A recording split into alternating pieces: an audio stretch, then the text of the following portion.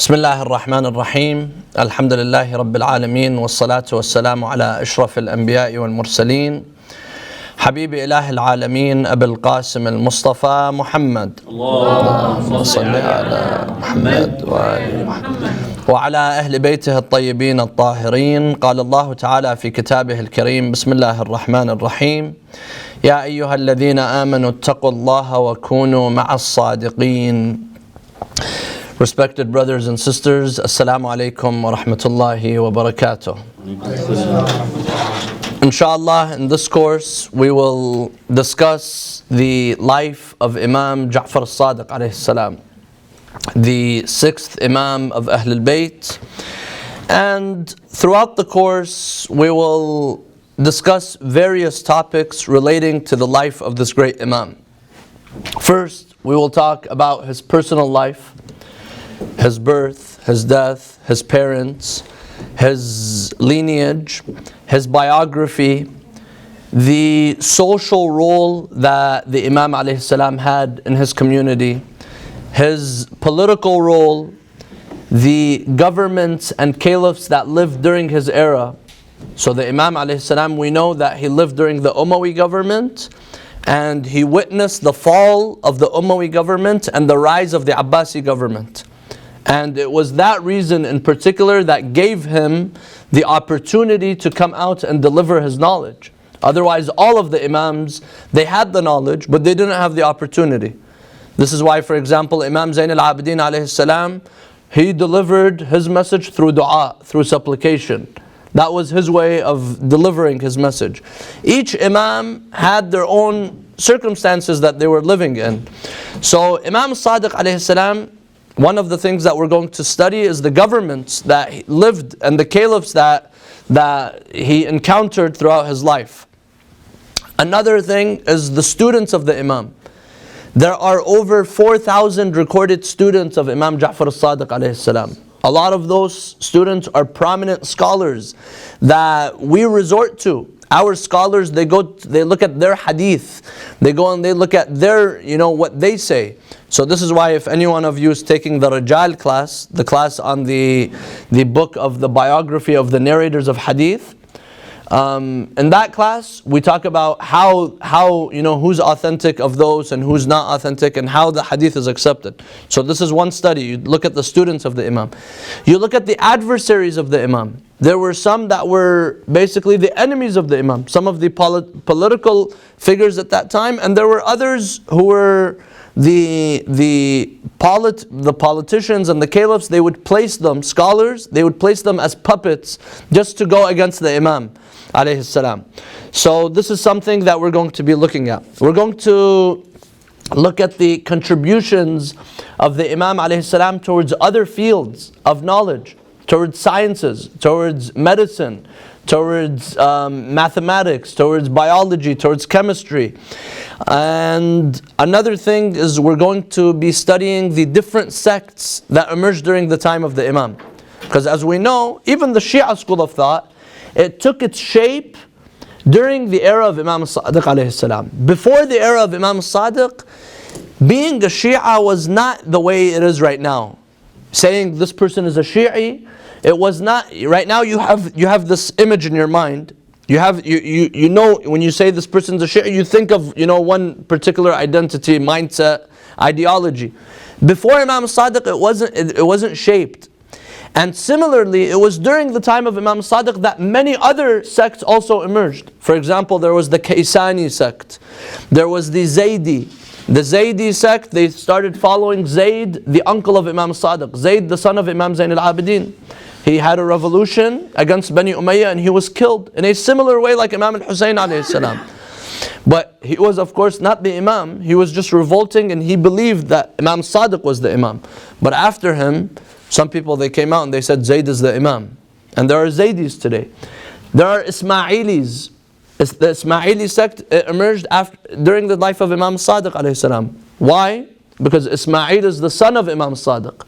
Ismail is the son of Imam Sadiq who died during the life of Imam Sadiq alayhi salam. And Imam Sadiq, he himself buried him. And he came out after burying him. He came out of the grave and he said, I buried my son, because he was the oldest.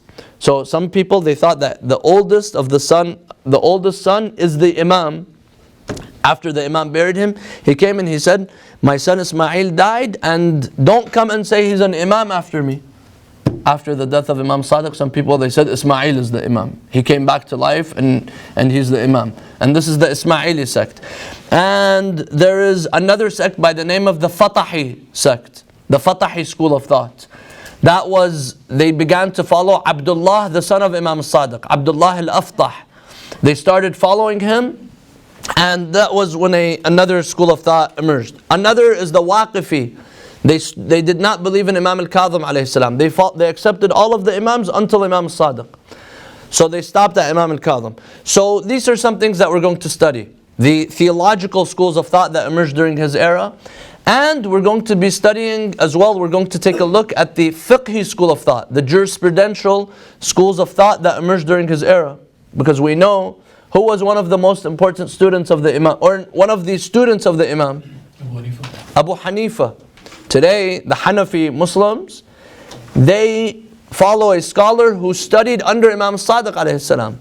Another person was Malik, the Maliki school of thought. Malik also studied under Imam Sadiq. And the others as well, they benefited in one way or another. There were theological schools that emerged, meaning in terms of aqa'id, not in terms of fiqh. For example, the Mu'tazili and the Ash'ari schools of thought. You know, the argument regarding predestination and free will. This was something that emerged during the time of the Imam. And it was the Imam alayhi salam who would answer these, and he would have an answer for all of these. So this is what we're going to study. Now, some people come and ask you, why study the life of the Imam alayhi salam? Why are we studying the life of Imam Sadiq? There are two answers to this. One is a general answer, and that is, it is a duty upon every Muslim to know who his or her leaders are. Just as we have to know who Rasulullah is, we have to know all of our leaders. There's a duty to have not only obedience, but ma'rifah as well. And Allah says in the Quran, قُلْ يَا أَيُّهَا الَّذِينَ آمَنُوا أَطِيعُوا اللَّهَ وَأَطِيعُوا الرَّسُولَ وَأُولِي الْأَمْرِ مِنْكُمْ. O you people who believe, obey Allah, obey the Prophet, and obey the ulil amr, those who Allah has appointed as leaders upon you. فَإِن تَنَازَعْتُمْ فِي شَيْءٍ فَرُدُّوهُ إِلَى اللَّهِ وَالرَّسُولِ. And if you are unaware who your leader is, go back to Allah and the Rasul, and Allah and the Rasul will explain to you who your leader is.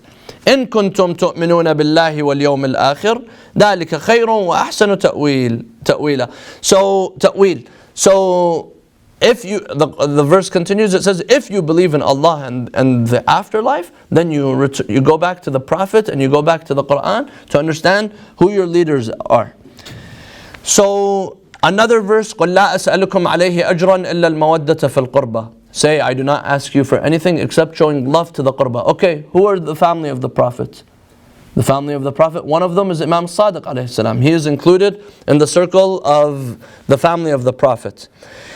Everyone, there's a hadith from the Prophet which says that everyone will be called, or excuse me, the verse in the Quran says this, يَوْمَ نَدْعُو كُلَّ أُنَاسٍ بِإِمَامِهِمْ. On the day of judgment, everyone will have to go and stand behind their Imam. Who is my Imam? I have to be able to answer. I have to know. So this is why, generally speaking, it's very important to know the Imam of our time. In another hadith from Rasulullah sallallahu alayhi wa, he says, "Man mata walam ya'rif imam zamanih, mata mitatan jahiliyyah." This is a hadith that is accepted by all Muslims. He who dies and does not know the Imam of his time dies the death of the jahiliyyah, the pagans. So here, from these hadith, we understand that we have a duty to know the lives of the Imams, to be well acquainted with the lives of our Imams. And we are going to be asked about our Imams. One of the first steps, the first time that a person is going to be asked is in the grave. As soon as the person, is placed in the grave, this is why in the Talqeen al-Mayyit, you say, if the angels come to you and ask you who your Imam is, you tell them, Fulan, Fulan, Fulan is my Imam. Because we have to know our Imams. And there are many ahadith that talk about this. In Kitab al-Kafi, Usul al-Kafi, there is a whole chapter by the name of Bab Ma'rifat al-Imam wal-Rad ilayh. The chapter of knowing who your Imam is. We have to know who our Imams are. And in that chapter, there are several hadith. I'm going to mention some of them. The first, Al-Husayn ibn Muhammad, عن معلى ibn Muhammad, عن الحسين ibn علي الوشاء, قال حدثنا محمد بن الفضيل عن أبي حمزة, Abu Hamza al-Thumali. He mentions from قال Abu Ja'far alayhi salam. Who's Abu Ja'far? Imam al-Baqir alayhi salam. Abu Ja'far, Imam Ja'far al-Sadiq. So Abu Ja'far is Imam al-Baqir alayhi salam. He says, إنما يعبد الله من يعرف الله. He says, the one who worships Allah is the one who knows Allah. إنما يعرف الله إنما يعبد الله من يعرف الله. The one who truly worships Allah is the one who knows Allah. And then he says, فأما من لا يعرف الله فإنما يعبده هكذا ضلاله. The person who doesn't know Allah, this person is just worshipping out of deviance. This person doesn't know what they're worshipping. And there are many people like that. They do ruku', sujood, standing up, fasting, doing everything, but they don't even know who they're worshipping. They don't know Allah subhanahu wa ta'ala. You tell them, describe to me Allah, they'll describe a body, they'll describe, something that is very far from resembling Allah the way Allah is described in the Quran. So Abu Hamza al-Thumali, he tells Imam al-Baqir alayhi salam. Abu Hamza was the companion of Imam Zayn al-Abidin and the companion of Imam al-Baqir alayhi salam. So he says, قُلْتُ جُعِلْتُ فِدَاكَ فَمَا مَعْرِفَةُ اللَّهِ. He says, may my soul be sacrificed for you. What is the ma'rifah of Allah? How do you know Allah? He says, قال تصديق الله عز وجل وتصديق رسوله صلى الله عليه وآله وموالاة علي عليه السلام والائتمام به وبأئمة الهدى عليهم السلام. اللهم صل على محمد وآل محمد. He says, the first, he says, تصديق الله عز وجل, believing in Allah, believing and accepting Allah. وتصديق رسوله صلى الله عليه وآله, and accepting the Prophet. This is, all Muslims agree to this. Find me one Muslim who says, I only believe in God and I don't believe in the Prophet. Everyone believes in the Prophet. However, believing in everything the Prophet says, even when the Prophet says, follow Ali ibn Abi Talib after me, follow the Imams after me. So then the Imam continues, he says, وَمُوَالَاةِ عَلِيٍّ عَلَيْهِ السَّلَامِ, and following Ali alayhi salam, وَالِئْتِمَامِ بِهِ, and taking him as a leader, as an Imam, وَبِأَئِمَّةِ الْهُدَى عَلَيْهِمُ السَّلَامِ, and following the Imams of Huda, the Imams of guidance after Imam Ali alayhi salam, وَالْبَرَاءَ إِلَى اللَّهِ عَزَّ وَجَلْ مِنْ عَدُوِّهِمْ, and distancing yourself, having bara'ah from the enemies of these three categories: Allah, the Prophet, and the Imams alayhim salam. And then he says, وَهَكَذَا يُعْرَفُ اللَّهِ عَزَّ وَجَلْ. This is how God is known. This is how God is truly worshipped. When you worship Allah, you have to worship Allah the way Allah wants you to worship Him, not the way you want to worship Him. Otherwise, what's the difference with Iblis? Iblis, he tells Allah, oh Allah, let me worship you in any way that you want. Don't make me bow to Adam. Don't make me do sujood to Adam. Allah tells him, اعبدني حيث أريد لا حيث تريد. Worship me the way I want you to worship me, not the way you want to worship. This is all it is when it comes to the Imam alayhim salam, the Imams, and believing in the Imams. We have to surrender to Allah subhanahu wa ta'ala. Allah says you follow X, you follow X. Allah says you follow Y, you follow Y.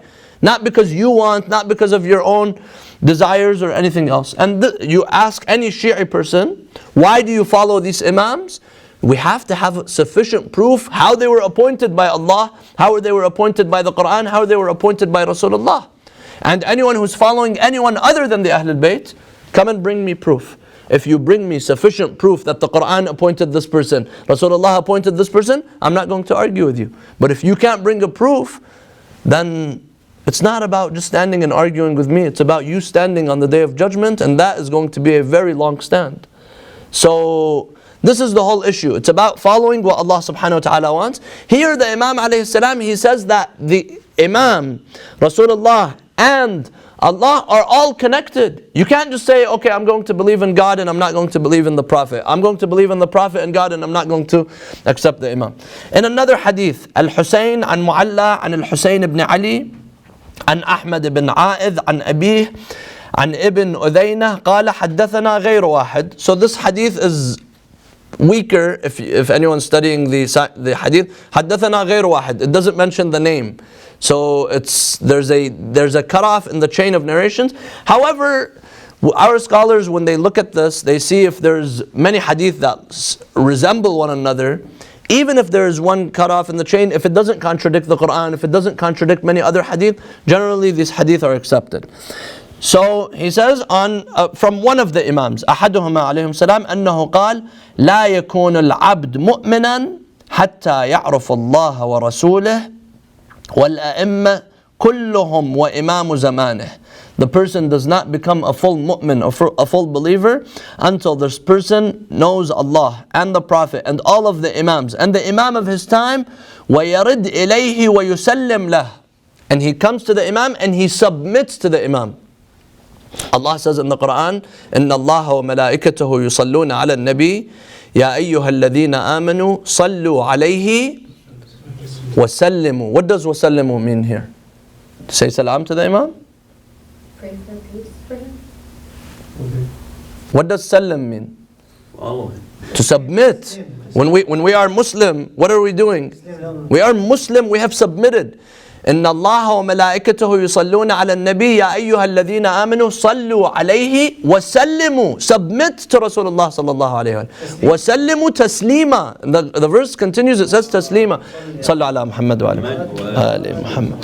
So here he says ويسلم له, meaning he submits to the Imam. Whatever the Imam tells me to do, I have to do.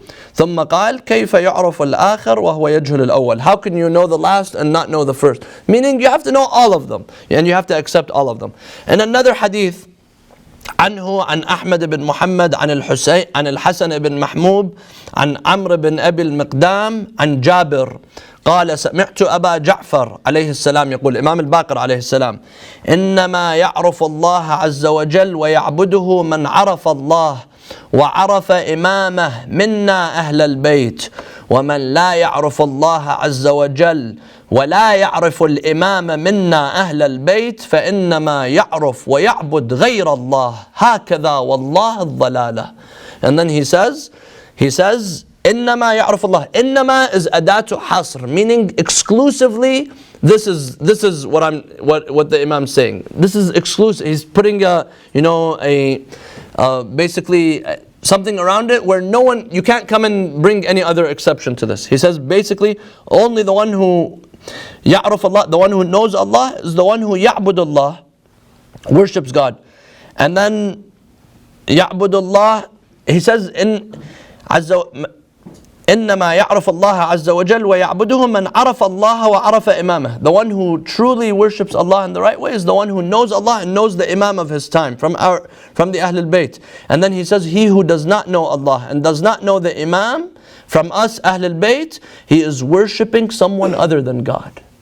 And then he says, Wallah, this is the deviance. So generally speaking, we have to know the lives of all of the Imams. Because the Imams, they are the connection between us and Rasulullah sallallahu alayhi wa. The Imams are the connection between us and the Quran, the connection between us and our faith. And it's the Quran and it's Rasulullah that take us to Allah. So the Imam is the connecting point. So this is why we need to know the lives of the Imams. And it's not hard to come and sit and read a little bit about the life of every Imam. There's 14 Ma'soom. You read a little bit about every Imam. It's something for our own good. Today, we know some of us are probably experts in politicians. We could come and you name a politician and they'll tell you their whole life story. You come and you name a name of an athlete, they'll tell you their whole life story. Okay, well these Imams, they not only help us in the afterlife, but they also help us in this life as well. They're our path to Allah subhanahu wa ta'ala. So this was the general answer. Why do we need to know the Imam? Specifically, why Imam Sadeq alayhi salam? Why are we talking about Imam Sadeq? Because of the role that the Imam alayhi salam played.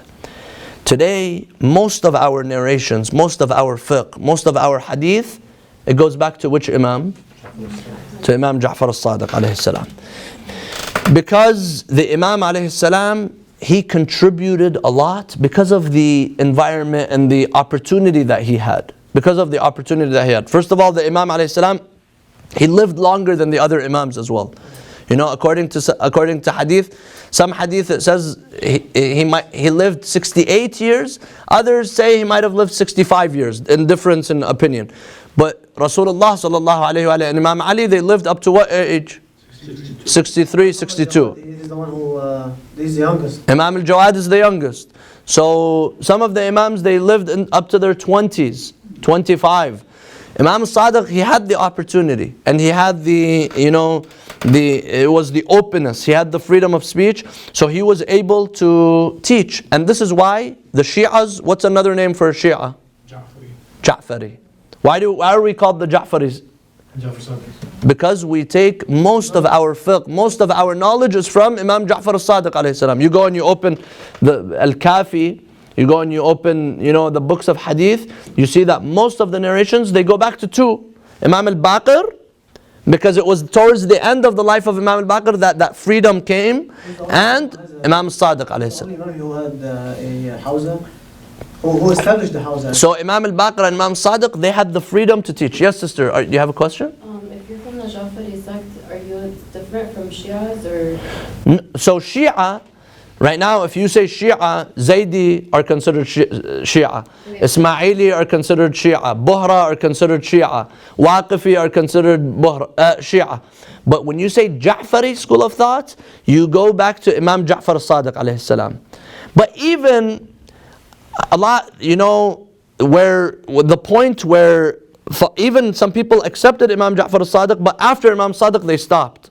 For example, the Waqifi or the Ismaili, they accepted Imam Sadiq, but then they didn't accept anyone after Imam Sadiq, or they accepted someone else after Imam Sadiq. But in our Imams, at which Imam is it that if you accepted this Imam, you accepted all of his children? Who knows this? So one Imam, he was accepted and there was no division after him. No. Imam al-Rida. Imam al-Rida alayhi salam, the hadith says that there was no division after Imam al-Rida. So there are some that accepted Imam al-Kadhim but didn't accept Imam al-Rida. The Waqifi. They stopped at Imam al-Kadhim. Or some people, there were some that they took the khums of the Imam. The Imam al-Kadhim was in prison. He had a wakil. The wakil, once the Imam passed away, Imam al-Rida, he came, he said, I'm the Imam. That wakil did not return the money back. And he didn't believe in Imam al-Rida. So imagine that the test that the Muslims were going through at that time. But the one who accepted Imam al-Rida accepted all until Imam al-Mahdi.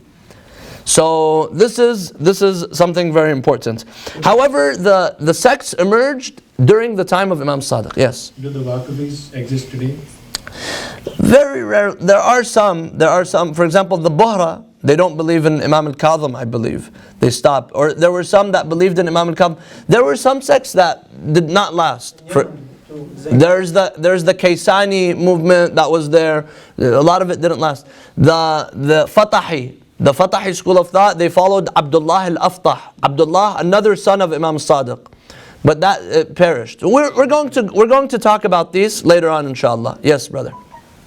When was the sect of Muhammad ibn Hanafiya created? Was that in Imam Hassan and Imam Hussein's time, or was that also Imam Sadiq's time? Perhaps it was during the time of Imam Zayn al-Abidin. Yeah. So after Imam Muhammad ibn Hanafiya, some people started following him. And today, Al-Mukhtar, he's accused of being from following the Hanafi school of thought. And this is the Kaysani school of thought. The Kaysani school of thought is the group, from what I believe, if I'm not mistaken, is the group that followed Ibn al-Hanafiya after. And the reason was Muhammad ibn al-Hanafiya, he didn't announce his own imamah, but he was acting as a spokesperson for Imam Zayn al-Abidin in the political issues. So Imam Zayn al-Abidin, after the event of Karbala, he took a quiet role and he was doing his own, through the dua, through the munajat, through the treaties on rights and all of these things. The political aspect, like Al-Mukhtar, there was a rebellion. The Tawabin, they rebelled against the government. It was Ibn al-Hanafiya who gave the green light to Al-Mukhtar. based on the acceptance of Imam Zayn al-Abidin alayhi salam. So Imam Zayn al-Abidin, when they bring the head of Umar ibn Sa'd and Ubaidullah ibn Ziyad, Imam Zayn al-Abidin, he would do sujood out of thanks to Allah. So he was happy with what Al-Mukhtar was doing, but he didn't come out to speak, and he didn't adopt everything that Al-Mukhtar did, because later history might write that Mukhtar did not do something that's 100% authentic. The Imam, he didn't take the responsibility of anything wrong that he did, but he was happy with what he was doing. And they asked him, even though we're going a little bit off topic, they asked Imam Zayn al-Abidin, are you happy, are you satisfied with what Al-Mukhtar is doing? He said, even if a slave from Ethiopia takes revenge of the death of Aba Abdullah, we would be with him. So he didn't give him the full green light as in a person, but he gave him a general green light that anyone who comes and revolts and takes vengeance for the murders of Imam Hussein, we're going to be with him. So we talked generally why we need to learn about the lives of the Imams. Now specifically, because of the role that the Imam alayhi salam had. And hence, he was able to contribute so much that we are the Ja'fari, from the Ja'fari school of thought. So one, the political and social circumstances that the Imam alayhi salam was living in gave him the opportunity to spread the knowledge. So as we mentioned, there was relative freedom of speech. Did other Imams have this freedom of speech? No. Imam Zayn al-Abidin, Imam al-Hussein, when he said no to Yazid, what did Yazid do? He killed the grandson of the Prophet. That means there was no freedom of speech. Where Imam al-Hussein, the grandson of the Prophet, he can't even say something. So the other Imams, Imam Zayn al-Abidin, he didn't have freedom of, the freedom of speech. Everyone lived during a different political circumstance. During the time of Imam al-Baqir and Imam Sadeq, there were many rebellions and revolutions taking place. Many of the Muslims, they started revolting. So the Abbasis, they began to revolt. And the Abbasis are from the children of Abbas, the uncle of the Prophet. They came up and they started revolting, and their slogan was Ar-Ridha min Ali Muhammad. We want to bring the satisfaction to Al Muhammad. So they came with that name, with that excuse. Once they took power, what did they do? They started persecuting the Imams one after the other. This is why soon after, Imam Sadiq alayhi salam, towards the end of his life, he was under house arrest. Imam al-Kadhim, his son, he was placed in prison. So another government came, and they were just as bad as Bani Umayyah. But there was that time, the fall of one government and the rise, that gave the Imam alayhi salam relative freedom. There were many revolutions, so there was the governments didn't have firm authority. Zayd, the son of Imam Zayn al-Abidin, he was revolting against Bani Umayyah. So that gave, the governments, they were busy, dealing and crushing other revolutions. The Imam alayhi salam, he was in the masjid teaching. So he had that relative freedom and that opportunity to teach. So one thing, politically, you see that the Muslim empire was growing. But was it growing with substance or just by name? By name. By name. The Muslim empire was growing, but who had seen the Prophet? Who had seen any of the Imams? No one was, well acquainted with the Imams. They're just Muslim by name, the way many Muslims are right now. Now, as the Muslim empire was growing, many new ideologies and thoughts were entering the Muslim sphere. For example, the philosophy. Today, the philosophy of Plato and Aristotle and Socrates, they entered into the Muslim sphere, and then they were translated into Arabic, and then from Arabic they were translated into English. So today when you read a book about Socrates and Aristotle, you're reading a book that was translated from Greek or Roman to Arabic, and then now it's translated to any other language. So it was during that era, during that Muslim era, that there was the freedom of thought. So there were many, ideas, many people, they were coming with ideas, and they were teaching people different thoughts. There were many people who did not even believe in God, atheists, agnostics, they were there. Now someone could say, at that time Muslims tolerated this? Yes, more than today. Today Muslims don't tolerate anyone who speaks their mind. But at that time, during the time of Imam Sadiq, there was some type of tolerance. And of course there would be tolerance because they're not afraid. Imam Sadiq is the one refuting all of this. When Imam Sadiq is the one who is refuting all of these misconceptions, No one would be afraid. But if you don't have a scholar like Imam Sadeq, or the other Imams, they're all persecuted, then it would be a problem. So the Imam alayhi salam, he was able to teach, and he was able to, spread his knowledge. And there was that freedom. Just like others were saying whatever they want to say, the Imam alayhi salam, he also had the opportunity. This is why perhaps about the Imams, after Rasulullah and Imam Ali, perhaps, and Imam al-Mahdi as well, perhaps Imam Sadiq is on top of the Imams of, there's a lot written about him. You don't find, for example, a lot written about Imam al-Askari, Imam al-Hadi. But you'll find a lot written about Rasulullah, about Imam Ali, about Imam al-Hasan, Imam al-Hussein more, and Imam Sadiq. Because Imam Sadiq alayhi salam, there's a lot of hadith narrated from the Imam. And what many have written about this. The books that I will be looking at are also available online. You don't need to buy them, we're just going to be teaching. One is a book by the name of Al-Imam al-Sadiq wal-Madahib al-Arba'a. Imam al-Sadiq and the Four Schools of Thought by Asad Haidar. It's 4 volumes. This is a very important book. There is another book by the name of A'lam al-Hidayah. It's a scholar, he's written about all the 14 Ma'soom, and there's one chapter about Imam Sadiq. I didn't record the name of the scholar, but you could search it, A'lam al-Hidayah. There is Sayyid Muhammad Kazim al-Qazwini. Who is my grandfather's cousin. He has 2 books about Imam Sadiq alayhi salam. One is referred to as Al-Imam Sadiq min al-Mahd ila al-Lahd. Imam Sadiq from the cradle to the grave. He's written, this is a 1-volume book. And then he started a series on Imam Sadiq. It's called Mawsu'at Imam Sadiq. A series on the Imam, and now it's up to 60 volumes. His son's completing it. And some of them are in the office here. Some of the volumes of that series. Mawsu'at Imam Sadiq. It's not just one book. It's a series on Imam Sadiq, and it's reached over 60 volumes from what I believe. So in that one, he talks about the life of the Imam, and then all of the hadith of the Imam are also mentioned. All of the hadith, they're gathered and they're mentioned, and the series is growing.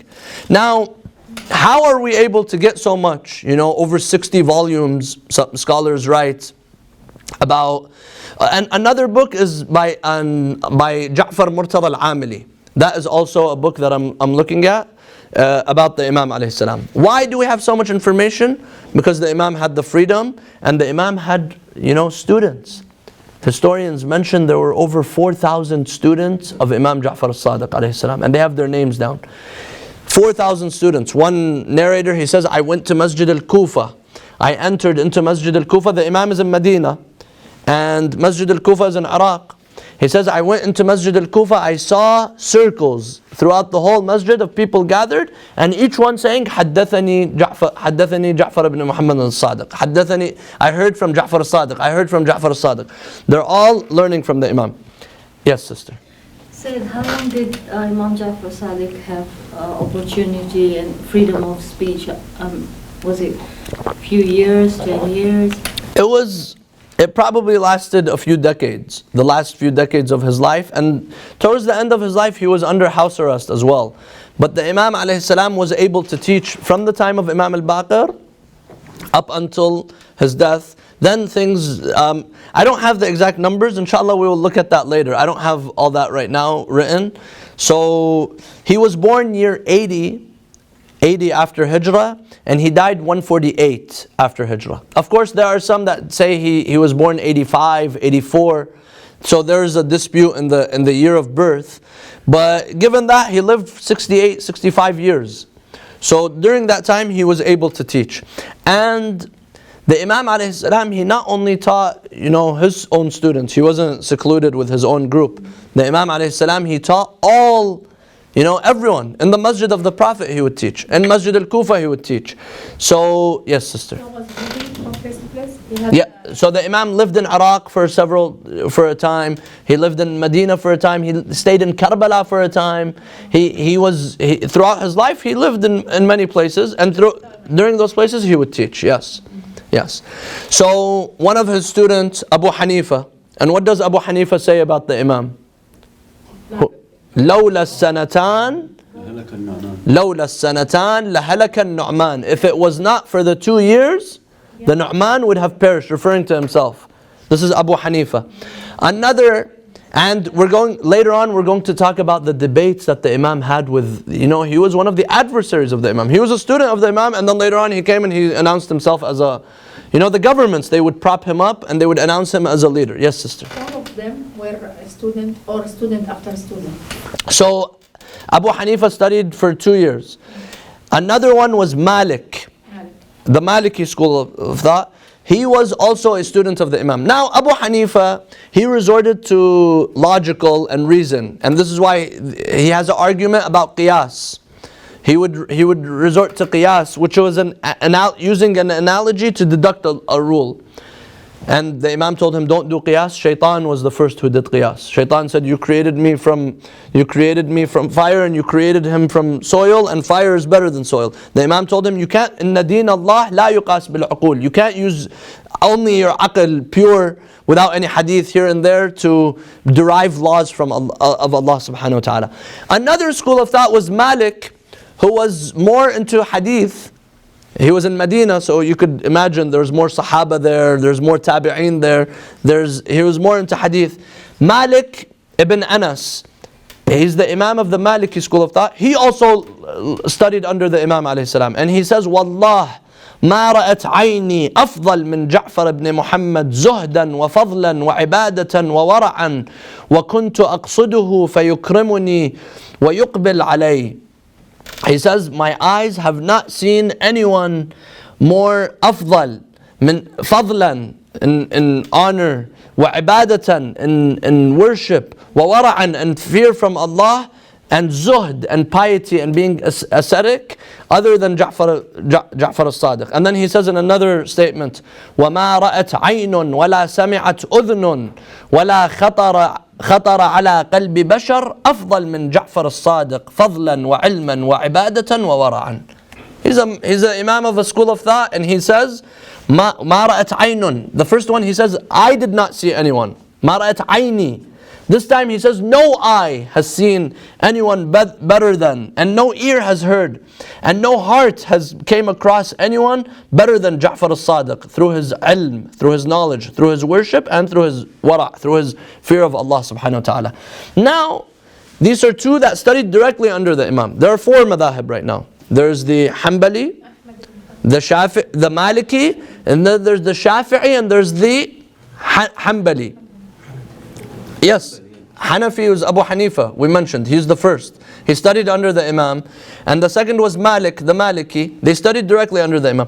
Now the Shafi'i and the Hanbali, they did not study directly under the Imam, but through their students. So Shafi'i, he was the student of Malik, who studied from the Imam. And Hanbal, he was the student of Shafi'i, who studied from Malik, who studied from the Imam. So in one way or another, they all benefited from the Imam. But today, when Muslims talk about scholars, do they mention Imam Sadeq?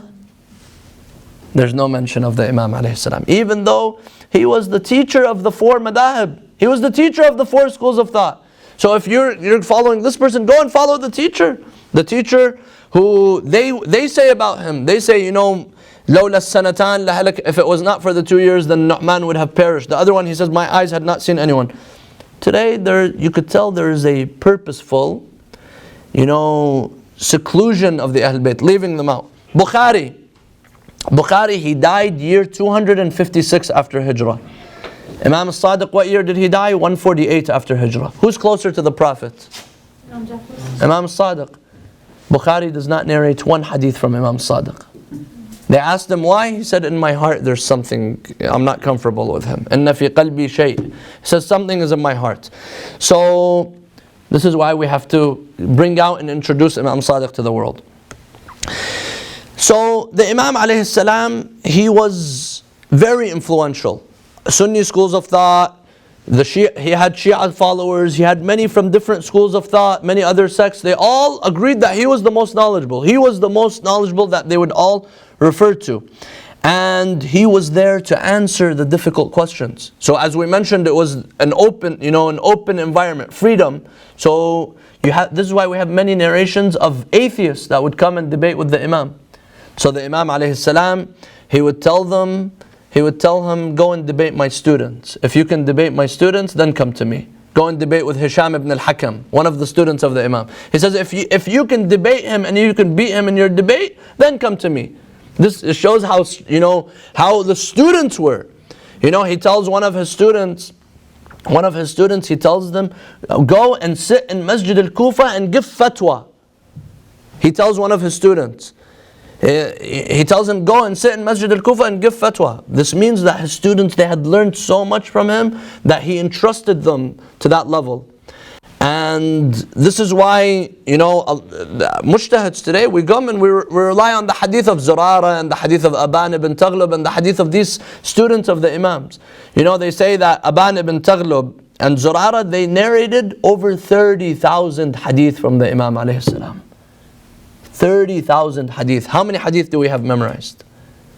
Now imagine these students that memorize over 30,000 hadith from one Imam, and he says, Imam Sadeq, he says, my hadith is the hadith of my father, who's the hadith of his father, until Rasulullah, until Jibreel, until Allah.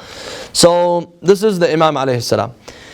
Of course, the Imam is not limited to only Islam and religion and Quran and these type of things.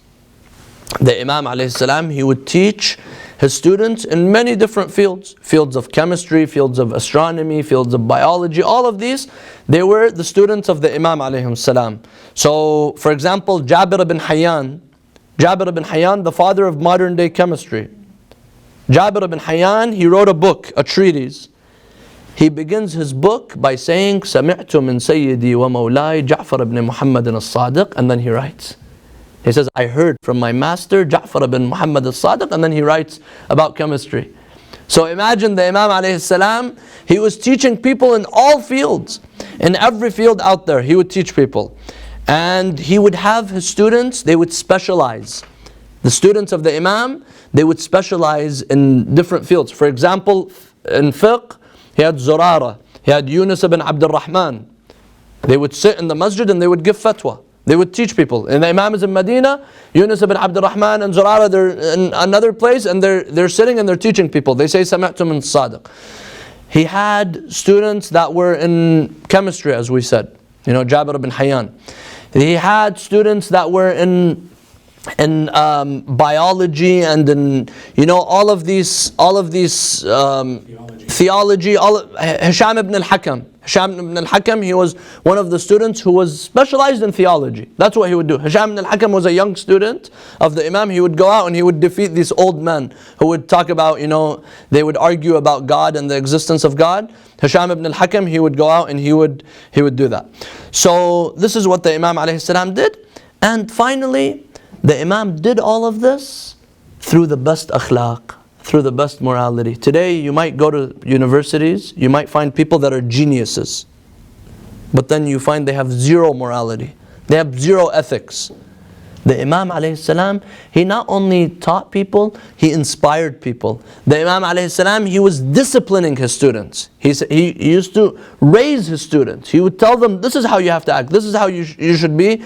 And this is why there is a lot to learn from the Imam alayhi salam. So someone asks you, why are you learning about Imam Sadiq? Because of all these reasons. Now, throughout this course, what we're going to do is, it's not going to be like the biography of the Prophet where we begin from day one up until the end, because the Imam alayhi salam, his life is recorded in that way as well. But what we're going to do is, we're going to look at the biography and the personal life of the Imam. But then after we pass that stage, we're going to talk about topics regarding the Imam. For example, the political life of the Imam. That's going to be one class. How he dealt with Bani al-Abbas, how he dealt with Bani Umayyah. The students of the Imam. We're going to dedicate time to talk about the students of the Imam. The adversaries of the Imam. Abu Hanifa, all these people who would argue with the Imam. The debates, the theological debates of the Imam. We're going to, inshallah, If Allah subhanahu wa ta'ala gives us life, we're going to do that. And this is how we're going to study the life of the Imam. So with that, we end this first session. And inshallah, next week, we will begin delving into the life of the Imam, beginning with the personal biography of the Imam. Walhamdulillahi Rabbil Alameen. Wa sallallahu ala Muhammadin wa ala alihi at-tahirin.